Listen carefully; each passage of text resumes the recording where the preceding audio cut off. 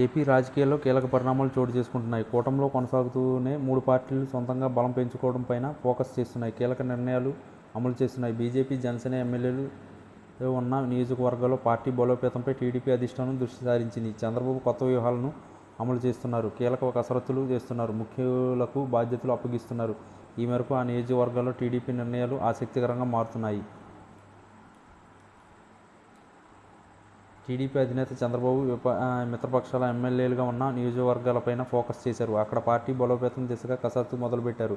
అందులో భాగంగా నియోజకవర్గ ఇన్ఛార్జీలు నియామకంపైన నిర్ణయాలు తీసుకుంటున్నారు. ఆ నియోజకవర్గాల్లో ప్రస్తుత పార్టీ సమన్వయకర్తలు ఉన్న వారు పూర్తి స్థాయిలో కార్యకర్తలు చేపట్టకపోవడం, మిత్రపక్షాలతో సమన్వయ లోపం వంటి కారణాలతో కొత్త ఇన్ఛార్జీలను నియమించాలని డిసైడ్ అయ్యారు. 2024 ఎన్నికల్లో జనసేన 21, బీజేపీ 8 అసెంబ్లీ నియోజకవర్గాల్లో విజయం సాధించింది.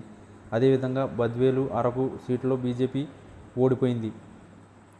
కాగా ఈ 13 స్థానాల్లో ఇప్పుడు టీడీపీ సమన్వయకర్తలన్న పార్టీ కార్యకర్తలను పెద్దగా పట్టించుకోవడం లేదన్న విమర్శలున్నాయి. దీంతో కేడర్ బలహీనపడే ప్రమాదం ఉందని భావించిన నాయకత్వం పూర్తిస్థాయి ఇన్ఛార్జీల నియామకంపైన కసరత్తులు మొదలుపెట్టారు. పార్టీ ఇన్ఛార్జీల నియామకంపైన చంద్రబాబు ఆచితూచి నిర్ణయాలు తీసుకుంటున్నారు. వివాదాలకు తావు లేకుండా మిత్రపక్షాలతో సమన్వయం చేసుకుంటూ పార్టీ కోసం పనిచేసే నేతలకు ప్రాధాన్యత ఇస్తున్నారు. పిఠాపురం నియోజకవర్గం బాధ్యతలను మాజీ ఎమ్మెల్యే ఎస్వీఎస్ వర్మకు అప్పగించాలని నిర్ణయించారు. వర్మ తాను ఎమ్మెల్సీ ఇవ్వలేదన్న అసంతృప్తిలో ఉండడంతో ఆయన్ను ఇటీవల చంద్రబాబు పిలిపించుకుని మాట్లాడారు. నియోజకవర్గంలో జనసేన శ్రేణులతో సమన్వయం చేసుకుంటేనే టీడీపీ బలోపేతంపై దృష్టి సారించాలని దిశానిర్దేశం చేశారు.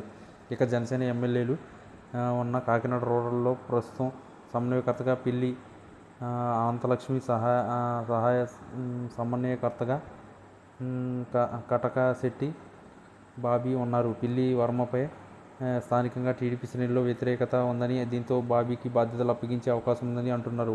వనపర్తి ఇన్ఛార్జిగా ప్రస్తుతం బీజేపీ ఎమ్మెల్యే నల్లమిల్లి రామకృష్ణారెడ్డి తనయుడు మనోజ్ను నియమించాలనుకుంటున్నారు.